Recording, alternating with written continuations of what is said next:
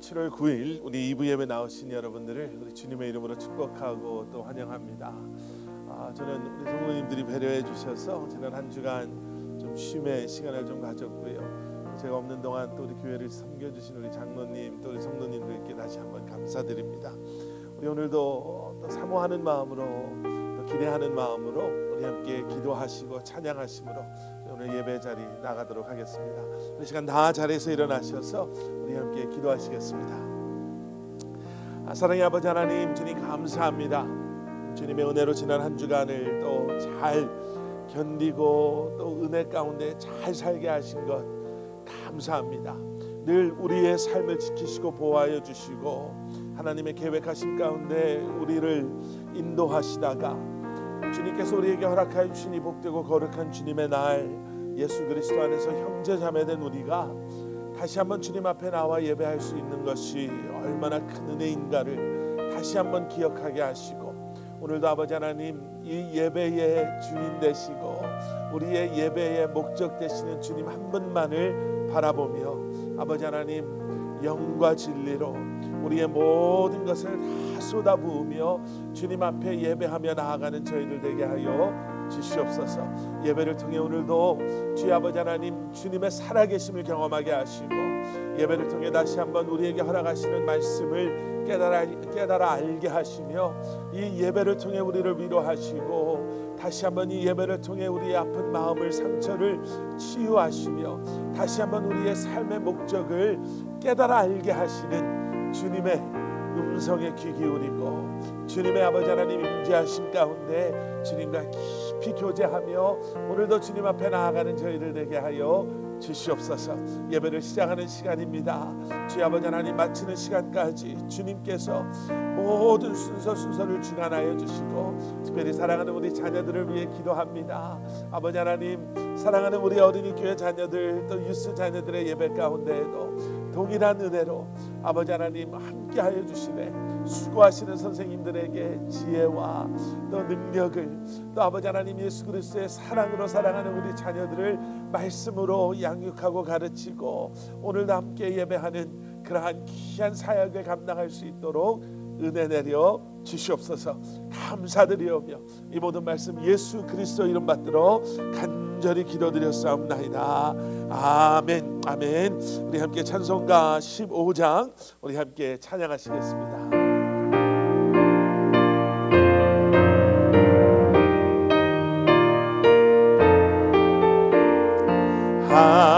하나님의 크신 사랑 하늘에서 내리사 우리 맘에 항상 계셔 온전하게 하소서.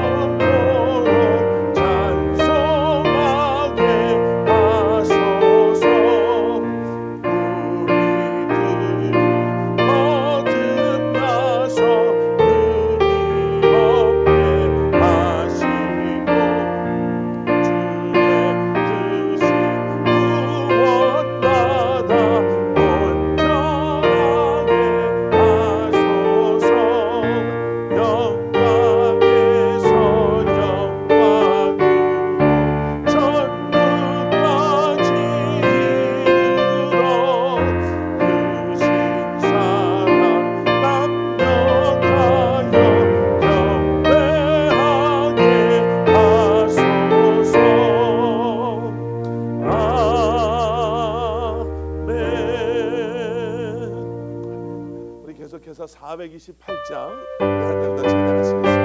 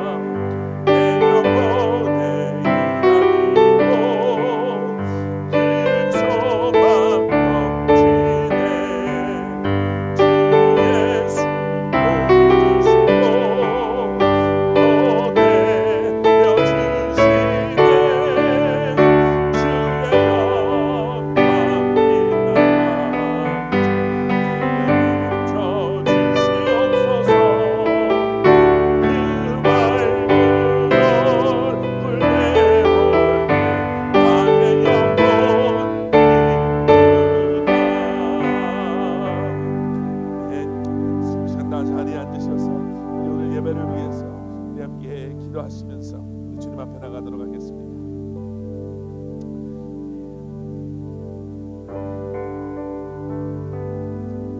사랑의 아버지 하나님, 주님 감사합니다.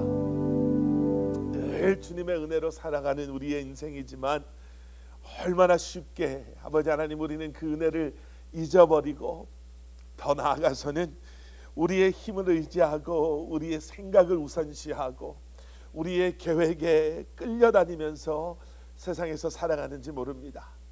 그런데 아버지 하나님, 이렇게 주님께서 우리에게 허락하신 복되고 거룩한 주님의 날을 우리에게 허락하셔서 다시 한번 모든 것을 멈추게 하시고 진정한 쉼이, 그리고 진정한 삶이 오직 주님 안에서만 우리가 누릴 수 있는 은혜요 축복임을 다시 한번 기억하게 하시고 우리의 삶을 주님의 계획하심과 뜻하심과 리얼라인하게 하시니 감사합니다. 주님, 이 시간 내려놓음을 두려워하지 않게 하시고 이 시간 나의 생각을 내려놓음으로 말미암아 다시 한번 주님의 뜻 가운데 새로운 한 주간을 살아갈 수 있는 사랑하는 우리 성도님들 한 분 한 분 되게 하여 주시옵소서. 내 의지와 내 열심이, 그리고 아버지 하나님 우리의 노력이, 우리의 힘이 얼마나 연약한가를 다시 한번 깨달아 알게 하시고 주님께 우리의 모든 것을 맡길 때, 그리고 주님의 뜻이 온전히 우리의 삶 가운데 이루어짐을 통해서 우리에게 허락하여 주시는 참된 만족과 감사를 경험하며 이번 이 한 주간을 살아갈 수 있도록 은혜 내려 주시옵소서. 다시 한번 아버지 하나님, 살아계신 주님을 예배하는 이 시간 우리와 함께 하시는 주님을 바라보게 하시고 우리의 마음 문을 활짝 열어주셔서 하늘의 것으로 위의 것으로 신령한 것으로 채워주시고 다시 한번 아버지 하나님, 우리의 눈을 들어 주님을 바라봄으로 말미암아 우리의 귀를 주님의 음성에, 말씀에 아버지 하나님 향하게 함으로 말미암아 세상의 소음 속에 아버지 하나님 방황하는 우리의 인생 되지 않게 하시고 세상에 화려하고 세상 사람들이 좋다라고 말하는 것에 아버지 하나님 우리의 삶의 목적을 두는 것이 아니라 오직 우리에게 허락하신 예수 그리스도의 십자가를 지고 이번 이 한 주간도 주님과 동행하는 참된 기쁨을 누릴 수 있도록 우리를 붙잡아 주시고 우리에게 믿음을 더하시고 지혜를 더하시고 영적인 분별력을 허락하여 주시옵소서. 말씀 앞에 나아갈 때 아버지 하나님 준비된 우리의 마음을 아버지 하나님 우리에게 허락하여 주셔서 말씀의 씨가 뿌려지고 그 씨가 열매 맺고 다시 한번 아버지 하나님 주님께서 기뻐하시는 그러한 삶으로 우리의 삶이 예배가 되고 예배를 통해 우리의 삶이 변화되는 아버지 하나님 그 은혜의 사이클 속에 아버지 하나님 살아갈 수 있도록 도우시고 인도하여 주시옵소서. 오늘도 여러 가지 이유로 우리와 함께하지 못하는 성도님들 계십니다. 출타 여행 중에 계시는 성도님들 아버지 하나님 육체적인 연약함으로 주님 앞에 나오지 못하고 아버지 하나님 자신이 있는 그곳에서 예배드리는 성도님들 마음에 또 아버지 하나님 영적인 어려움으로 아버지 하나님 너무나도 힘든 시간을 지나가는 성도님들이 계십니다. 아버지 하나님 이 시간 그 한 분 한 분을 찾아가 주시고 그들의 마음을 주님이 만져주시고 치유하여 주시고 위로하여 주시고 그 예배의 자리에 함께하여 주심으로 말미암아 동일한 은혜로 아버지 하나님 함께하여 주시고 그 은혜가 우리를 하나 되게 하여 주시옵소서. 감사드리오며 이 모든 말씀 예수 그리스도 이름 받들어 간절히 기도드렸사옵나이다. 아멘.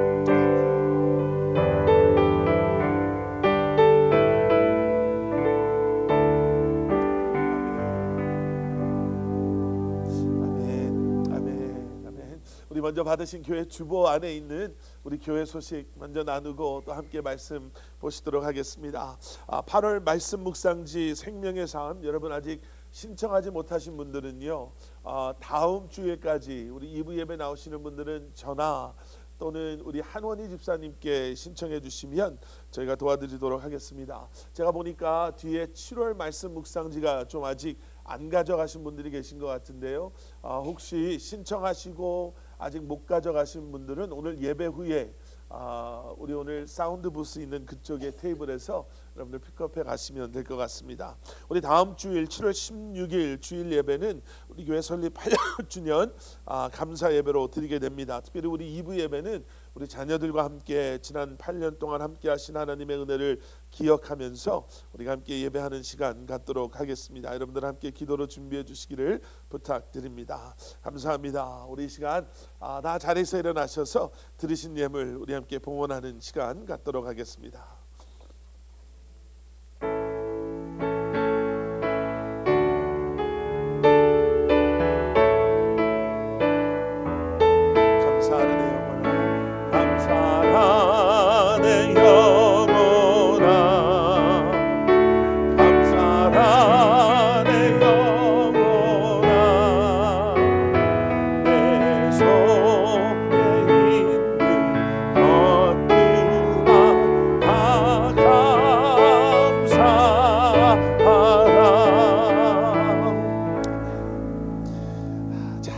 아버지 하나님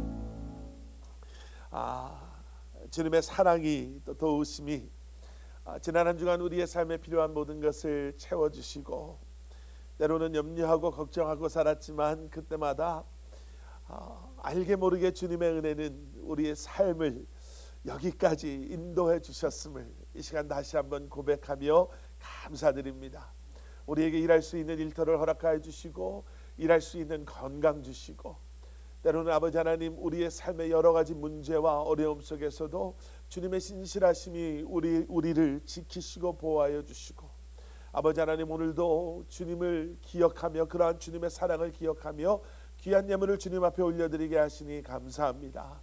사랑하는 성도님들의 믿음의 헌신을 희생을 그리고 아버지 하나님 기쁨으로 주님 앞에 또 믿음으로 주님 앞에 올려드리는 귀한 예물을 주님 기뻐 받아 주시옵소서. 순종하며 10의 1을 드리는 귀한 손길을 주님이 기억하여 주시고 붙잡아 주시고 다시 한번 아버지 하나님 우리가 이 땅에서의 삶을 그저 세상의 떡으로 살아가는 것이 아니라 물질을 의지하고 살아가는 것이 아니라 모든 것의 주인 되시는 주님의 말씀에 순종하며 주님을 바라보며 살아가고 있음을 기억하게 하시고 우리의 인생을 책임져 주시는 주님을 기억하며 이번 이 한 주간도 살아갈 수 있도록 은혜 내려 주시옵소서. 우리의 마음을 담아 기도를 담아 또 아버지 하나님 우리의 간절한 아버지 하나님 소원과 또 우리에게 맡겨주신 귀한 사명과 소명을 위해 드려지는 귀한 예물들이 있습니다. 헛되이 쓰이지 않게 하시고 주님의 나라와 주님의 영광을 위해 귀하게 쓰임받을 수 있도록 아버지 하나님 그리고 더욱더 주님의 몸된 교회가 맡겨주신 사명을 감당할 수 있도록 은혜를 더하여 주시옵소서. 감사드리오며 이 모든 말씀 예수 그리스도 이름 받들어 간절히 기도드렸사옵나이다. 아멘. 아멘. 우리 다 자리에 앉으시겠습니다.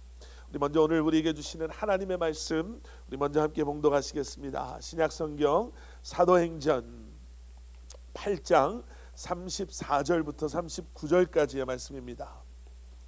사도행전 8장 34절부터 39절까지 말씀 우리 다 찾으셔서 또 저와 함께 한 목소리로 봉독하시겠습니다. 사도행전 8장 34절부터 39절까지 말씀 우리 한 목소리로 봉독하시겠습니다. 그 내시가 빌립에게 말하되 청컨대 내가 묻노니 선지자가 이 말한 것이 누구를 가리킴이냐 자기를 가리킴이냐 타인을 가리킴이냐. 빌립이 입을 열어 이 글에서 시작하여 예수를 가르쳐 복음을 전하니 길 가다가 물 있는 곳에 이르러 그 내시가 말하되 보라 물이 있으니 내가 세례를 받음에 무슨 거리낌이 있느냐. 이에 명하여 수레를 멈추고 빌립과 내시가 둘 다 물에 내려가 빌립이 세례를 베풀고 둘이 물에서 올라올새 주의 영이 빌립을 이끌어간지라. 내시는 기쁘게 길을 가므로 그를 다시 보지 못하니라. 아멘. 아멘. 사도행전 8장의 말씀을 이렇게 묵상하다 보면은요, 사도행전 7장 뒷부분을 시작으로 8장의 말씀을 묵상하다 보면은 생각나는 사자성어가 하나 있습니다. 전화위복이라는 사자성어인데요. 어떤 이들은 이 전화위복이라는 사자성어를 어떠한 재난 가운데 인간의 끈질긴 노력과 강한 의지를 통해서 그 어려움을 긍정적인 환경으로 변화시키는 것이다 이렇게도 이해하는데, 우리는 흔히 이 전화위복이라는 사자성어를 좋지 않은 일이 계기가 되어서 오히려 더 좋은 일이 생기는 것이라고 우리는 이해하고 주로 사용을 합니다. 그러니까 사도행전 7장 뒷부분에 어떤 사건이 있는지 너무나도 잘 아시잖아요. 사도행전 7장의 내용이 초대교회의 리더였던 스데반 집사가 순교하는 그 장면이 등장을 하죠. 너무나도 비참하고 잔인하게 모든 사람들이 보는 앞에서 순교를 이렇게 하시게 되잖아요. 그러면서 7장 마지막 부분에 어떤 표현들이 등장하냐면 사울은 그가 스데반이 죽임당함을 마땅히 여기더라 이렇게 소개가 되면서 8장 1절에 그러한 사건이 계기가 돼서 어떤 일들이 일어났는가를 이렇게 설명하고 있음을 보게 됩니다. 그날에 그 스데반 집사님이 순교당했던 그때에 예루살렘에 있는 교회에 큰 박해가 있어 사도 외에는 다 유대와 사마리아 모든 땅으로 흩어지니라. 여러분, 그 사건이 얼마나 많은 사람들에게 큰 충격을 주고 두려움에 떨게 했냐면, 사도를 제외하고는 모든 유대의 그리스도인들이, 그 안에 있었던 그리스도인들이 사마리아와 모든 땅으로 도망쳐갔다, 흩어졌다 이렇게 기록하고 있는 거예요. 그리고 그 뒤에 뭐라고 나오냐면 경건한 사람들이 스데반을 장사하고 위하여 크게 울더라. 또 3절의 말씀, 사울이 교회를 잔멸할새 각 집에 들어가 남녀를 끌어다가 옥에 넘기니라. 그러니까 여러분, 한번 영적인 상상력을 가지고 그림을 한번 그려보세요. 아니면 드라마의 뭐 한 장면이다라고 생각하고 한번 생각을 한번 해보세요. 초대교회에 엄청난 사건이 일어난 거예요. 초대교회의 리더격이었던 스데반 집사가 순교하고 그 장면을 목격했던 그리스도인들이 이제는 큰 충격의 두려움에 흩어지기 시작하는 거예요. 남아있던 사람들은 이제 순교한 스데반 집사의 장사를 이렇게 드려주면서 장사를 하면서 이제는 울음, 슬픔 가운데 그들이 애통해하고요. 그리고 여기에 더 이제는 힘을 얻은 사울은 교회를 잔멸하기 시작하고, 그리고 집집마다 돌아다니면서 예수 그리스도를 믿는 그리스도인들을 잡아다가 옥에 가두는 거지요. 그러니까 총체적인 너무나도 충격적이고 두렵고 지금 어려운 일이 초대교회에 닥친 것입니다. 그런데 이때에 이런 상황 속에서 놀라운 일이 일어나지요. 4절 말씀을 보시면, 그런데 그 흩어진 사람들이 두루 다니면서 복음의 말씀을 전하는 거예요. 그러니까 그냥 두려워서 무서워서 살고 싶어서 흩어졌다라고 생각을 했는데, 아마 그랬을 거예요. 그랬는데 그러한 두렵고 충격적인 상황 속에서도 그들이 놓칠 수 없었던 한 가지가 있었는데, 그것이 무엇이었냐면 예수 그리스도의 복음이라는 거죠. 사실 현실적으로 죽음은 두렵습니다. 그런데 그 죽음 뒤에 있는 영생, 구원받은 예수 그리스도로 말미암아 새 생명을 얻은 그 사실은 그 두려움을 뛰어넘는 거예요. 그래서 흩어질 수밖에 없는 그 상황 속에서도 그들이 복음의 말씀을 전하여, 그리고 이러한 놀라운 복음의 역사 가운데 우리는 5절에서 빌립이라는 사람을 보게 됩니다. 이 빌립이 사마리아 성에 내려가 그리스도를 백성에게 전파하니, 6절 이하의 말씀을 보시면요, 무리가 빌립의 말도 듣고 행하는 표적도 보고 한 마음으로 그가 하는 말을 따르더라. 많은 사람에게 붙었던 더러운 귀신들이 크게 소리를 지르며 나가고, 또 많은 중풍병자와 못 걷는 사람들이 나으니 그 성에 큰 기쁨이 있더라. 불과 성경 말씀을 보면 몇 절 사이에요, 큰 박해가 그곳에 있었다. 그런데 불과 몇 절 사이에 큰 기쁨이 있더라. 물론 장소는 다를 수 있겠지만 여러분, 얼마나 복음이 선포되어짐으로 말미암아 큰 박해가 큰 기쁨으로 변화되는지 우리는 말씀을 통해서 보게 됩니다. 여러분, 하나님께서는요, 저와 여러분들을, 우리를 통해서 하나님의 계획하신 일들을 이루고 계시는 줄 믿습니다. 우리 눈에는 이것이 왜 일어나는가, 왜 이런 어려움이 우리의 삶 가운데 일어나는가. 여러분, 여기서 말하는 슬픔, 두려움, 충격, 그래서 흩어질 수밖에 없고, 그리고 정말 위협, 감옥에 갇히는 그런 어려운 상황이 여러분 우리의 삶 속에서도 있을 수 있죠. 그냥 말 그대로도 있을 수 있겠지만 이와 같은 어려움이, 두려움이, 이와 같은 어려운 현실이 우리의 삶 가운데서도 있을 수 있습니다. 그래서 우리의 삶이 지금 도망 다녀야만 할 것 같고, 피해야만 할 것 같고, 어디에 숨어야 될 것 같고, 정말 이런 문제 때문에 너무너무 고통스럽고 너무너무 어렵다 할지라도 여러분, 그 안에서 하나님의 계획하신 일들은 변하지 않고 우리의 삶을 통해서 이루어지는 줄 믿습니다. 큰 박해가, 큰 슬픔이, 큰 어려움이, 큰 문제가 큰 기쁨이 되는 날이 분명히 있는 줄 믿습니다. 여기에 키는 복음이에요. 그렇죠? 복음이 선포되어짐으로 말미암아, 복음이 선포되어짐으로 말미암아 예수 그리스도의 그 기쁨, 그 뉴스가, 복음이 선포되어짐으로 말미암아. 근데 여러분, 그런데 이런 상황 속에서요, 하나님께서는 빌립에게 좀 이해되지 않는 그러한 명령을, 말씀을 하세요. 26절에 내려가서 보시면 지금 이런 일들이 일어나고 있는데 주의 사자가 빌립에게 말하여 이르되 일어나서 남쪽으로 향하여 예루살렘에서 가사로 내려가는 길까지 가라 하니 그 길은 광야라. 자, 보세요. 지금 사마리아 성에서 빌립이 복음을 선포함으로 말미암아 놀라운 일들이 일어나는 거예요. 여러분, 사회생활을 해도요, 어떠한 일을 잘 감당하면 프로모션이라는 게 있죠. 이 일을 잘 감당했으니까 더 큰 일을 맡기는 거예요. 더 중요한 일을 이제 신뢰하고 맡기는 거예요.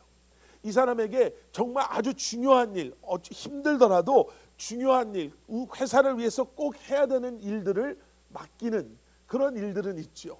그런데 뭘 잘했다고 해서 디모션이라고 하나요? 그 사람을 더 낮은 데로 보내는 경우는 그렇게 많지 않습니다. 아마 그렇게 되면 회사에는 손해일 거예요. 능력이 있는 사람을 더 큰 일을 맡겨야지, 능력이 있고 그 일을 잘 감당하고 또 모든 사람에게 자기의 능력을 증명한 사람을 정말 뭐 별 볼 일 없는 필요 없는 일을 맡긴다면은 그거는 오히려 그 회사에 그 손해가 나는 그러한 일이겠죠. 여러분, 빌립의 경우를 한번 보세요. 사람들이 다 흩어지는 이 상황 속에서, 사람들이 복음을 전하는 그러한 상황 속에서 빌립은 사마리아 성에서 그가 복음을 전했단 말이에요. 그리고 오늘 우리가 읽은 6절 이하의 말씀을 보면 빌립이 전하는 말도 들었지만 빌립이 행하는 표적도 보고 그들이 한 마음으로 그가 하는 말을 따르면서 많은 사람들이 더러운 귀신에게서 자유로움을 얻게 되는 것을 보고 중풍병자와 못 걷는 사람들이 걷게 되는 것, 치유되는 것을 바라보고 그 성에 놀라운 지금 큰 기쁨이 임했단 말이에요. 그런데 하나님께서 지금 난데없이 그 빌립에게, 자 그러면 이제 너를 내가 다른 데로 보낼 텐데, 그곳이 어디냐면 광야길이란 말이에요. 예루살렘으로 가서, 지금 예루살렘이 지금 엉망진창인데 거기서 지금 행한 일을 내가 감당하면 좋겠다라고 한다면 여러분, 오히려 더 순종하기 쉽지 않았을까요? 내가 죽으면 죽겠습니다. 하나님의 살아계심을 내가 지금 이 사마리아 성에서 경험했으니까 내가 예루살렘이건 어디건 내가 어디든지 가겠습니다.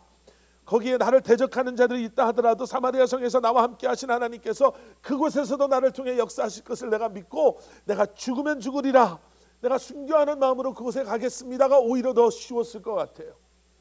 우리는 말씀을 다 가지고 있기 때문에 알고 있잖아요. 그 광야에서 에티오피아 내시를 만나서 그가 예수 그리스도를 만나게 되고 그가 에티오피아로 돌아가서 정말 그곳에서 에티오피아 정교교회가 세워지는 엄청난 역사가 일어날 것입니다를 알고 있지만 빌립이 들은 것은 26절까지예요. 여기를 떠나서 남쪽으로 향하되 예루살렘이 아니라 거길 지나서 가사로까지 내려가는 것, 그 길은 광야길인 것, 거기에 지금 어디에서 누가 뭘 기다리고 있는지, 왜 기다리고 있는지에 대해서는 말씀 안 해주세요. 27절에 가서 일어나 가서 보니까 에티오피아 사람이 있었던 거죠. 여러분, 어떻게 보면 좀 비효율적이다라고 생각되지 않으세요? 차라리 빌립 말고 다른 사람을 좀 보내셔서, 어차피 한 사람 만나는 건데 빌립은 오히려 지금 이 뜨거운 성령의 불길이 타오르는 이 사마리아 성에서 여기를 주축으로 삼아서 여기서 이제 제자들을 양육하고 자신과 같은 마음을 가진 사람들을 이제는 파송하면서 컨트롤해주고 그 사람들을 동기부여해주고 그 사람들의 멘토가 되어주셔서 지금 여기서 시작된 이 놀라운 역사가 땅끝까지 전할 수 있도록 이런 사역을 감당해야 될 것 같은데 하나님께서는 빌립을 먼 곳으로 광야길로 보내세요. 그리고 거기서 우리가 아는 것처럼 이 에티오피아 사람, 에티오피아 내시를 만나게 되죠. 근데 이 에티오피아 내시가 참 특별한 사람이에요. 우리는 내시 그러니까 괜히 그냥 우리 그 드라마 사극에서 나오는 목소리도 약간 이상하고 약간 행동도 이상한 사람을 생각하면서 이 사람을 되게 무시하게 보는 경향이 있을 수도 있는데요. 성경에 보면은 이 사람이 에티오피아 여왕의 국고 전체를 맡은 사람이다 이렇게 나오잖아요. 그러니까 우리로 따지면 재무장관 정도 되는 사람이에요. 그러니까 그 나라의 돈을 관리하는 사람이다. 그러면 어느 정도 이 사람의 위치가 미국으로 따지면 대통령 캐비넷 안에 들어가는 그런 사람 아니겠어요? 그런 사람이란 말이에요. 그런데 지금 이 사람은 그게 특별한 게 아니라 에티오피아 사람인데 어떻게 해서 이렇게 된지는 모르겠지만 이 에티오피아 내시 이 사람에게는 유대인들의 이 경건한 삶에 깊은 감명을 받는 무언가가 있었던 것 같아요. 그리고 예루살렘 성전에서 하나님을 예배한다라는 것이 굉장히 중요하다라는 것을 어떻게 보면 어떤 의미에서는 진정한 구도자의 마음이 이 사람에게는 있었던 거죠. 그래서 예루살렘 성전에서 예배하기 위해서 여러분 그냥 지도를 펴고 에티오피아에서 예루살렘까지 그냥 자를 대고 직선으로 딱 그면은요 그 거리가 우리의 거리로 환산 따져보면 1500km가 된대요. 그냥 직선으로 아무런 그냥 제재받지 않고 직선으로 갔을 때 그 당시에 길이 제대로 있겠습니까? 그러니까 그냥 뭐 굽이 이쪽으로 돌아가고 저리로 돌아가고 갈 수 있는 길을 찾아간다면 아마 그거보다 훨씬 더 많은 거리를 여행을 해서 와야 되는 거죠. 그런데 더 중요한 것은 이 사람이 그냥 평범한 사람이 아니잖아요. 에티오피아 여왕의 국고를 담당했던 사람. 여러분 역사학자들의 말을 들여다보면요, 그 당시에 왕의 허락을 받고 장시간 왕을 떠나 있을 수 있는 사람들이 그리 많지 않았대요. 그게 정말 힘들었던 사람이 중에 한 사람이 재무장관, 그리고 또 한 사람은 우리가 느헤미야에서 보게 되는 왕의 그러한 그 생명과 관련되는 일을 했던 사람. 느헤미야가 왕의 술, 음식에 독이 들은 날을 맛보는 사람이었잖아요. 그래서 우리가 너무나도 잘 아는 것처럼 느헤미야가 그 예루살렘의 성전이 무너져 있다라는 소식을 듣고 얼굴이 너무나 정말 근심에 차여서 왕 앞에 나갔을 때 왕이 당장 물어보는 게, 왜 얼굴 표정이 그러냐? 너 혹시 딴 생각하는 거 아니냐? 그랬더니 느헤미야가 왕이여 만수무강하소서, 내가 그런 게 아닙니다. 그 얼굴 표정 하나도 제대로 관리하지 못하면 의심을 받을 수 있는, 이 재무장관 같은 경우는 그 나라에 돈이 어디 있는지 다 알 거 아니에요. 그러니까 몇 달을 떠나가 있으면 도대체 이 사람이 다른 나라에 가서 우리나라의 돈은 금은 다 저기에 있습니다, 어디에 있습니다, 얼마만큼 있습니다, 뭐 이런 의심이 들지 않겠어요? 그런데 여왕에게 허락을 받고 준비를 해서 그 먼 거리를 여행해서 하여튼 몇 달이 걸쳐서 예루살렘까지 오는, 무엇을 위해서요? 관광도 아니고 여행도 아니고 예배하기 위해서요. 그러니까 이 에티오피아의 내시는 구도자의 마음뿐만 아니라 예배자의 마음도 가지고 있었던 사람이었어요. 그런데 그렇게 소원하고 원했던 예루살렘에 와서 예루살렘 성전에서 예배를 드리고 다시 돌아가는 이 에티오피아 내시의 마음은 어땠을까? 만족하고 또 기쁨으로, 그리고 감사와 확신을 가지고 돌아갔습니까? 여러분 본문 말씀을, 이 8장의 말씀을 들여다보면 이 29절인가요? 26절 이하의 말씀을 들여다보면 그런 마음으로 돌아간 것 같지 않습니다. 예루살렘 성전에서 아마 그가 듣고 싶었던, 또 원하고 바라던 것들을 아마 듣지 못하고 경험하지 못하고 돌아간 것, 우리가 아마 확신할 수 있을 것 같아요. 말씀을 보면 그렇잖아요. 말씀을 깨닫지도 못했고요, 예수님에 대한 예언의 말씀이 예수님에 대한 예언인 줄도 모르고 예수님조차도 모르고 지금 그렇게 실망하고 돌아가고 있는 것이죠. 그럴 수밖에 없는 게, 당시를 생각해 보면은요, 예루살렘은 그 당시에 종교적인 타락의 정점을 찍고 있었다라고 말할 수 있고요. 또 한 가지는 이런 이유도 우리가 생각해 볼 수 있습니다. 이 에티오피아 내시는 자기 나라에서는 재무장관이지만 예루살렘 성전에 들어오는 순간 이 사람은 그냥 이방인인 거예요. 이방인이었기 때문에 그가 갈 수 있는 곳은 이방인의 뜰이라고 불려지는 곳밖에 없었습니다. 그런데 그 이방인의 뜰은 어떤 곳이었냐면 이방인들만 있었던 것이 아니라 짐승들도 거기에 데리고 있었다라는 거예요. 그러면 여러분 상상해 보세요. 거기서 얼마나 많은 짐승들이 울고 소리내고 그러고 정신없이 그렇게 있었겠습니까? 그리고 그 소리보다 더 괴로웠던 건, 저는 아마 그랬을 것 같아요. 냄새가 얼마나 났을까. 짐승 냄새도 짐승 냄새지만 짐승들이 뭐 화장실 안 화장실 가리나요? 그럼 거기가 얼마나 시끄럽고 얼마나 냄새나고. 그뿐만 아니라 성전에서 돈을 받고 주던 사람들이요, 유대인들은 율법 따지고 여기서 이러면 안 되고 저러면 안 되고라는 참견 때문에 대부분의 사람들이 이 이방인의 뜰, 아무도 상관 안 하는 이 이방인의 뜰에서 돈을 받고 줬다고 해요. 그러니 나한테 와서 돈 바꾸십시오, 얼마에 바꿔주겠습니다, 뭐 소리치는 사람들 얼마나 정신 사나웠겠어요. 그러다가 밖에 나와서 우연히 종교 지도자를 만났으면 그 종교 지도자는 정말 뭐라 그럴까요? 위선과 권위의식에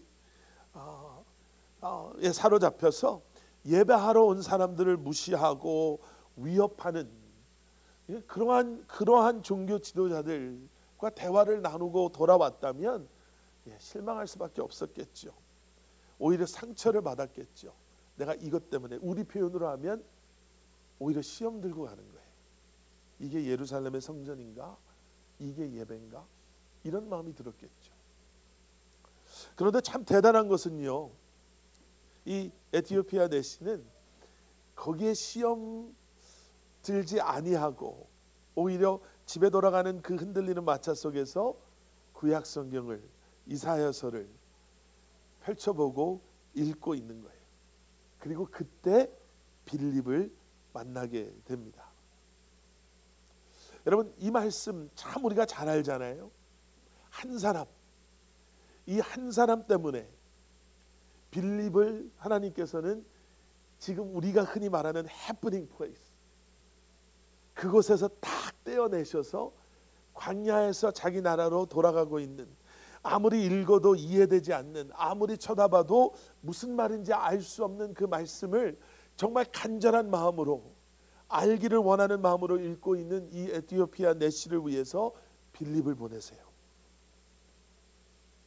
여러분, 이 말씀을 한번 우리의 삶, 우리의 시대로 한번 이렇게 오버랩 시켜서 이해해 본다면, 세상과 교회의 그 소음과 위선과 타락과 위협 속에서 실망하고 또 상처받고 광야와 같은 인생길을 가고 있는 그 한 사람의 구도자를 여러분, 과연 우리는 바라보고 있습니까? 발견할 수 있습니까? 그리고 그 한 사람에게 우리는 예수 그리스도를 소개하고 복음을 전하는 그러한 교회로, 그러한 그리스도인으로 살아가고 있습니까? 처음에 말씀드렸죠. 큰 타락에서 큰 기쁨으로 변화되는 놀라운 비밀은 세상 속에 있지 아니하고 우리의 성품에 있지 아니하고 우리의 어떠한 프로그램이나 사역 속에 있는 것이 아니라 예수 그리스도 그 복음 안에 있음을 우리가 분명히 알면서도, 여러분, 과연 세상을 바라보며 또 하나님께서 우리에게 맡겨주신 이 사역들을 감당하며 우리가 가지고 있는 마음은 무엇입니까? 라는 거죠. 어떤 목사님이 우스갯소리로 이런 얘기를 하신 걸 들은 적이 있어요. 어떤 집사님이, 집사님인지 모르겠는데 어떤 그리스도인이, 교회 열심히 다니시는 분이 교회 안 다니는 친구한테 교회 좀 가자, 교회 좀 가자 그랬더니 친구가 맨날 교회 가면 맨날 했던 소리 하고, 맨날 했던 소리 하니까 야, 나 교회 가면 질린다, 질려. 그리고 안 간다고 그러다가 정말 하나님의 은혜로 어느 날 교회를 데려가게 됐다는 거예요. 그리고 예배를 다 마치고 오는데 이 친구가 교회를 데려간 친구한테 이렇게 뭐라고 얘기를 하더래요. 그래서 친구는 교회 데리고 가서 내가 정말 고맙다, 드디어 내가 은혜를 받았다, 뭐 이런 얘기 하지는 않을까라고 은근히 기대를 했는데, 딱 하면서 하는 소리가, 거봐, 내가 교회 가면 질린다 그랬잖아. 너네 교회 목사님도 질린다 그러던데. 그래서 무슨 소리냐 그랬더니 기독교는 진리입니다. 복음은 진리입니다. 예수님의 십자가는 진리입니다. 이 친구는 진리입니다를 진리입니다로 들은 거예요. 여러분, 말을 잘못 들으면 그건 고쳐줄 수는 있지만, 여러분, 혹시 이러한 에티오피아 내시와 같이 너무나도 간절히 예수 그리스도를, 진리를 알고자 하는 사람에게, 여러분, 혹시 우리는 진리의 대상이 되고 있지는 않습니까? 여러분, 오늘 본문 말씀에서 우리가 두 가지를 한번 좀 집중해서 보기를 원합니다. 하나는 무엇이냐면요, 여러분, 세상은요 정말 철저히 계산적입니다. 효율적이냐 비효율적이냐를 따라가죠. 그래서 비효율적이라 그러면 그 가치가 무엇이든지 간에 비효율적인 것은 해서는 안 돼요. 내게 이익이 있습니까, 이익이 없습니까를 계산해서 이익이 없는 일이라면 그 일이 어떠한 가치를 가지고 있는가를 떠나서 내게 불이익하면 하지 않는 것이 세상의 방법이에요. 제가 이번 휴가 때, 저희는 이제 여름 휴가가 되면 언제부터인가 저희 애들이 배구를 하기 시작하면서 배구 대회를 가요. 그냥 제가 여름 휴가랑 맞춰서 평소에는 경기를 못 보러 가니까 여름에 이제 마지막 대회가 7월 달에 이때 있어가지고 이제 배구 경기를 가는데, 7월 달에 하는 대회가 가장 큰 대회예요.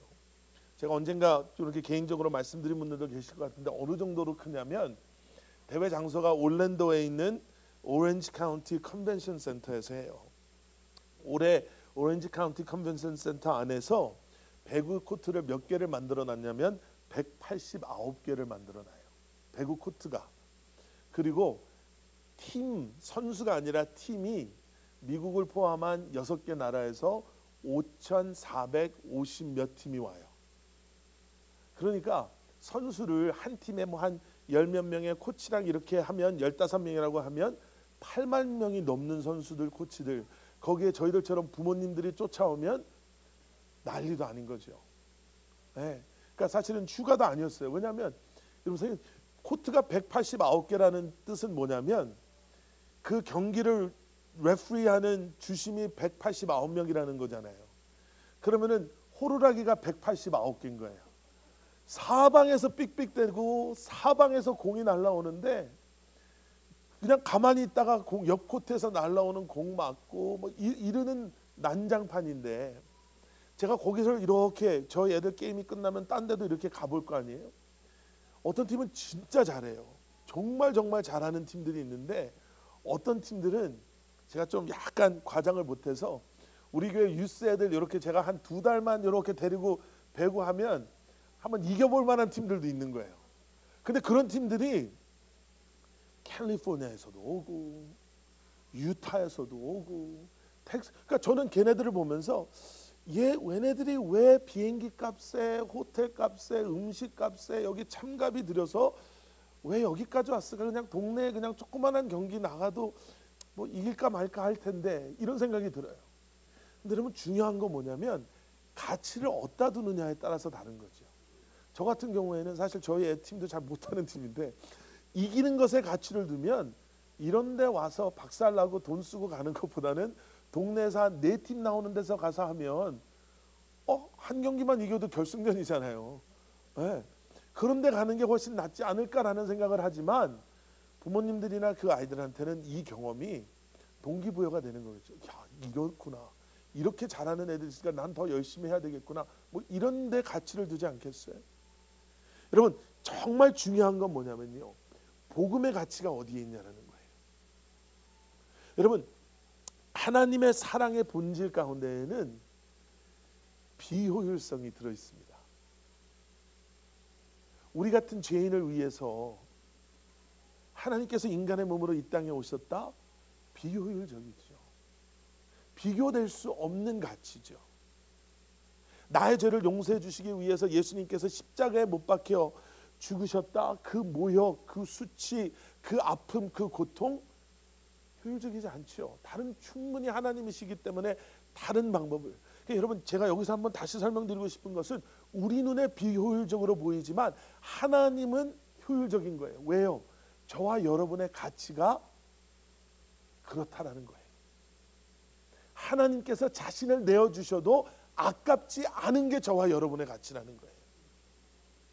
여러분 그 가치관이 우리 안에 있을 때 한 사람을 위해서 빌립이 그 모든 것을 뒤로하고 수많은 사람을 뒤로하고 수많은 가능성을 뒤로하고 지금 일어나고 있는 놀라운 부흥의 역사를 뒤로하고 그 광야길을 따라 가사까지 내려가는 것은 결코 비효율적인 것이 아님을 우리가 알 수가 있는 거죠. 여러분 선교가 그런 것 아니겠습니까? 전도가 그런 것 아니겠어요?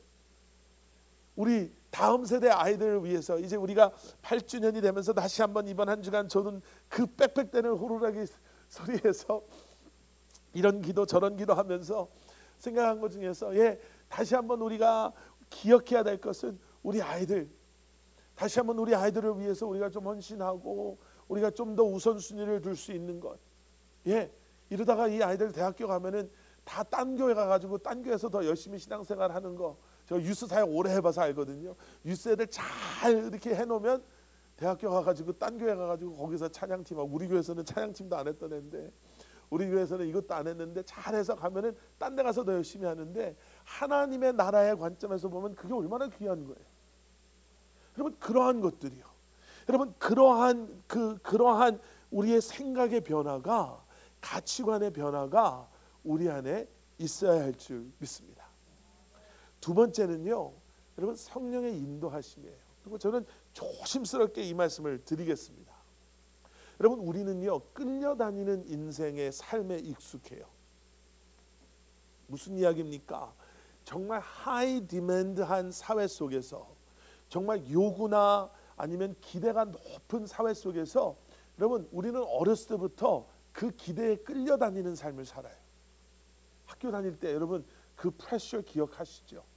이렇게 해야지, 그래야지 우리 부모님이 기뻐하시고 나를 자랑스럽게 생각하시고, 그래야지 이런 사회에서 아무것도 내가 기댈 것 없는 그런 사회 속에서 내가 출세해서 성공해서 남에게 싫은 소리 안 하고 부탁 안 하고 내가 원하는 대로 살 수 있지. 이것을 시작으로 해서요, 세상 속에서 우리는 얼마나 끌려다니는 그러한 인생, 그렇게 끌려다님에 익숙하다 보면은 여러분 우리는 인도하심과 끌려다님을 착각할 때가 있어요.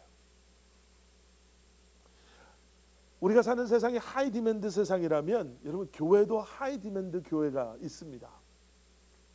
모임도 많고 사역도 많고 행사도 많아서요, 정말 분주하게 돌아가는, 여러분 이게 나쁘다라는 이야기를 하는 게 아니에요. 이제 저희도 서서히 점점 더 많은 이런 좀 분주해짐이 필요한 그런 상황인데, 여러분 그 전에 앞서서 우리가 생각해야 되는 것은 무엇이냐면, 여러분 분주함은요 우리에게 만족감을 줄 수 있어요. 성취감을 줄 수가 있어요.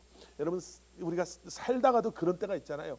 너무 바쁜 하루를 지나면서 너무 피곤한데 나름대로 그래도 이 피곤한 게 나쁘지 않을 때가 있어요. 그렇죠. 오늘 이것도 하고 저것도 하고, 오늘 이 문제도 해결했고 저 문제도 해결했고, 오늘 애들도 하고도 이렇게 놀아줬고 하면서 피곤하지만 그 피곤함 속에 우리에게 주는 만족감이 있어요.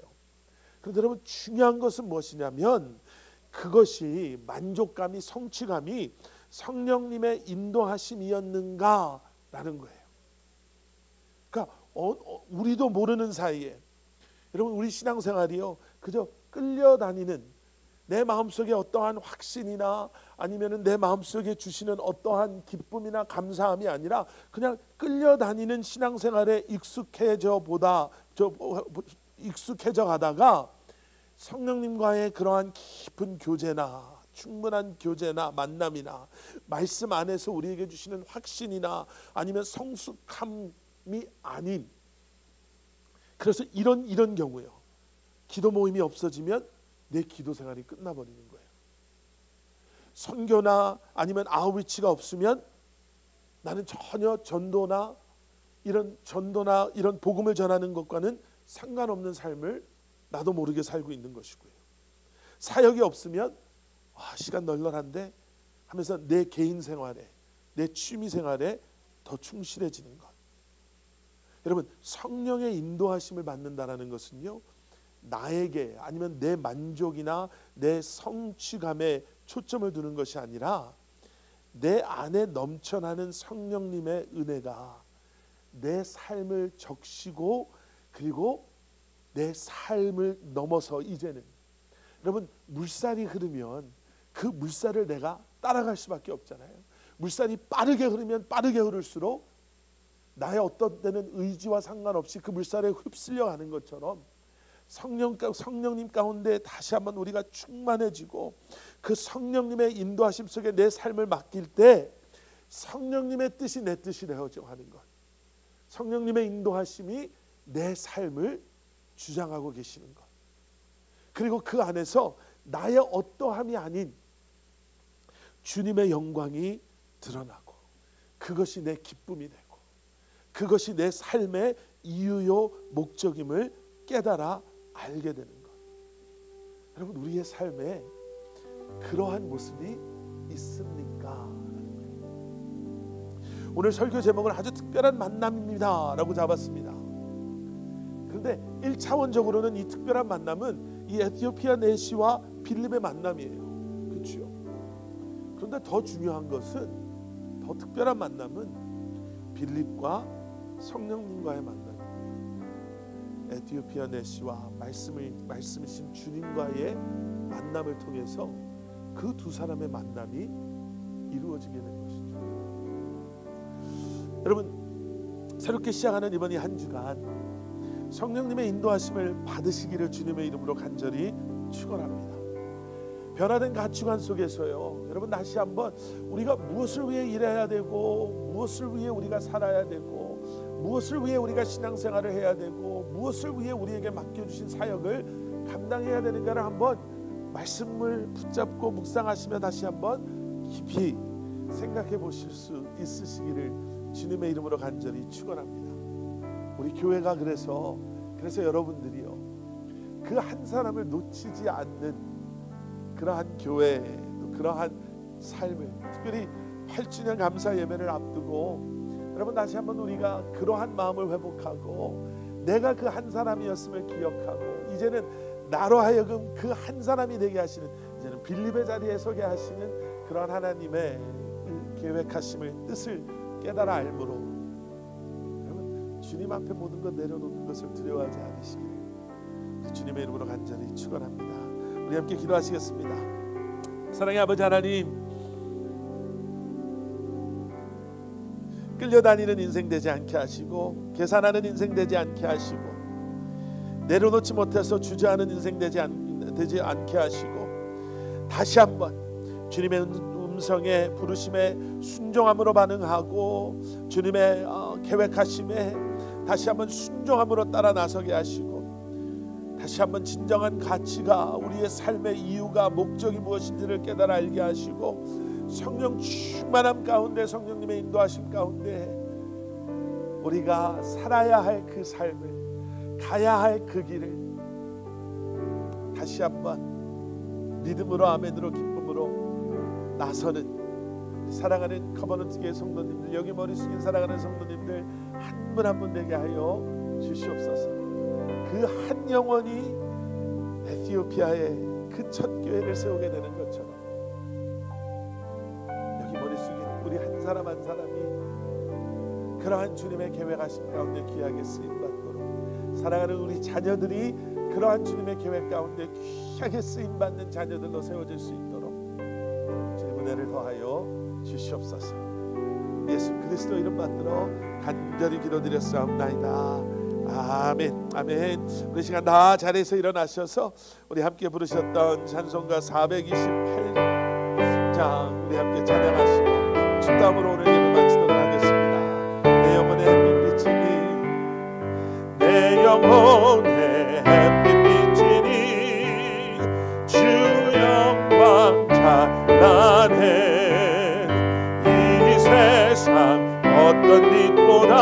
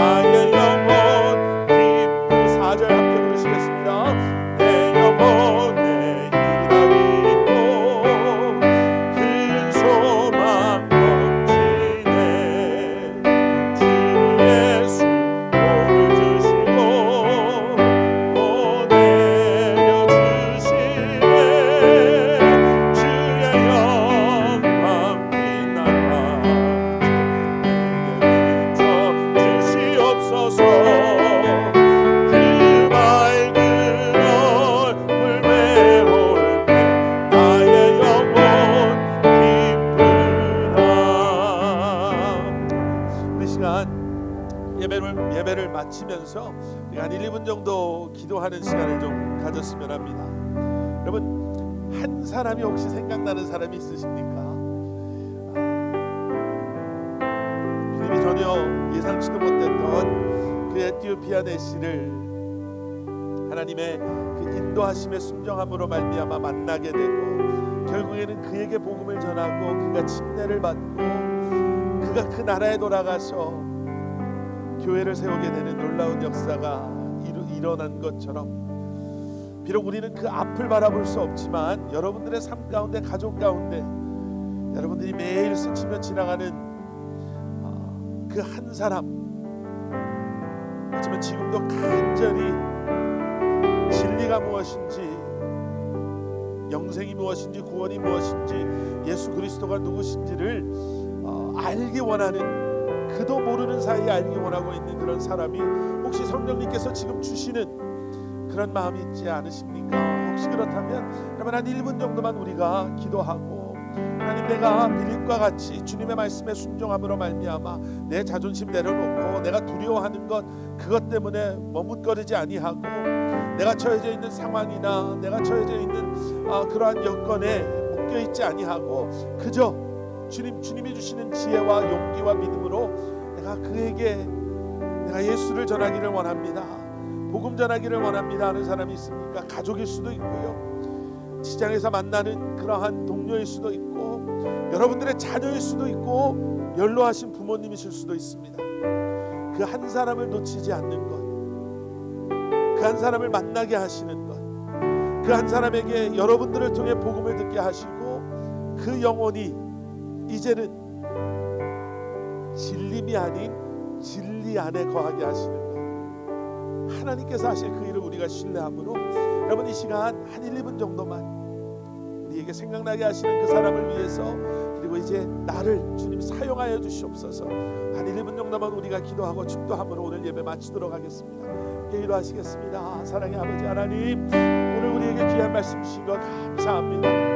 그렇습니다 하나님, 우리는 그저 분위기에 휩쓸려서 그저 내가 신앙생활 즐겁게 기쁘게 편안하게 하는 것에 어쩌면 너무나도 우리의 만족이, 성취감이, 포커스가 거기에 있어서 아버지 하나님, 우리는 주님의 부르심을 듣지 못하고 그 한 영혼을 우리가 돌아보지 못하고 지나온 것이 얼마나 많이 있는지 모릅니다. 주님, 이 시간 사랑하는 성도님들이 주님 앞에 정말 두려움으로 아버지 하나님, 하지만 믿음으로 기도합니다. 그 한 영혼을 위해서. 그리고 이제는 주님, 내가 주님께서 보내시고 부르신 그 아버지 하나님 메신저가 되게 하셔서 아버지 하나님, 그에게 아버지 하나님 예수 그리스도의 복음을 전하게 하여 주시옵소서. 기도하는 사랑하는 성도님들의 그 기도를 주님이 들어 응답하여 주시옵소서. 믿음에 믿음을 더하여 주시고, 용기가 필요하면 용기를 주시고, 지혜가 필요하면 지혜를 주시고, 상황이 필요하면 그 상황을 주님께서 허락하여 주시고, 다시 한번 아버지 하나님 주님께서 다시 한번 함께하여 주시므로 말미암아 주님, 정말 주님께서 원하시는 아버지 하나님 영혼 구원의 그 귀한 사역을 우리가 감당할 수 있도록, 주의 아버지 하나님 사랑하는 성도님들 한 분이 한 분이 감당할 수 있도록 은혜를 더하여 주시옵소서. 사랑의 아버지 하나님,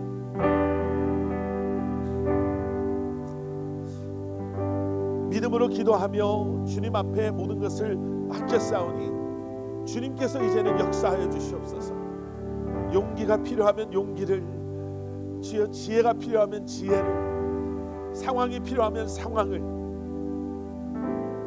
믿음이 필요하면 믿음을, 동역자가 필요하면 동역자를, 대화의 시작이 필요하면 그 대화의 시작마저도 주님께서 허락하여 주셔서 우리는 그저 주님의 부르심에 순종하는 메신저가 되게 하시고, 그 영혼을 주님이 책임져 주심으로 말미암아 구원이, 이제는 복음이 우리를 시작으로, 이곳을 시작으로 땅끝까지 번져나갈 수 있도록 성령 하나님 역사하여 주시옵소서. 이제는 우리 주 예수 그리스도의 십자가에 나와 하나님 아버지의 무한하신 사랑과 성령님의 감화 감동 살아 역사하심이 그 한 사람을 향해 또 그 한 사람이 되기를 소원하는 마음으로 나아가는 사랑하는 성도님들 한 분 한 분의 삶 가운데, 가정과 기업과 주님의 몸된 교회 위에 이제로부터 영원토록 함께 하시길 간절히 축원하옵나이다. 아멘.